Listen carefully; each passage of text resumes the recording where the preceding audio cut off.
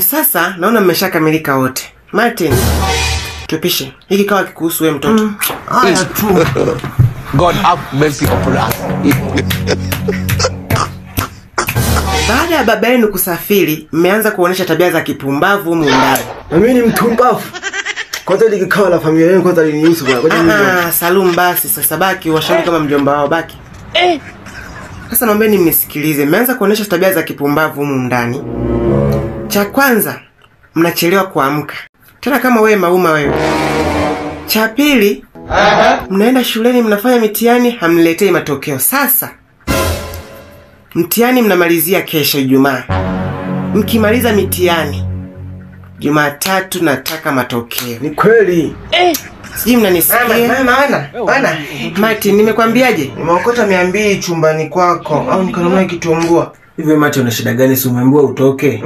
Nini na wewe? Toka huko bana. Haya tu ndo mali mwanamke wako ilikuibiaga mahela. Wanawake? Kaka na manamake mengi. Wewe Martin. Nini? Ana manamake mengi hata mengine anitumaga tu niapelekee hela mengine hata hajaji nyumbani akiambia yaje. Mama hela unazitolea wapi? Basi unamwachaga dukani. This evening you will die. Bora hata dada tu kidogo ametulia tu yeye ana mwanaume tu limoja. Ile nauzaga pale mahindi. Ile siku dada anauma tumbo likanipaga dawa nimletee. Tumbo? Ile siku dada alikuwa anauma tumbo likanipa dawa hivi imeandikwa lipi hivi na limbili chini. Ilikuwa ni Piriton. Sima pitu hayo. Si mwanaone pitu. Labda na kidogo namuonaga na mjomba hapa. Anatembeaga na dada. Maritini, unaweza kuvuka mikapa sasa sawa? Martin, nenda, toka. Haya, naenda kununua kitumbua hii hela.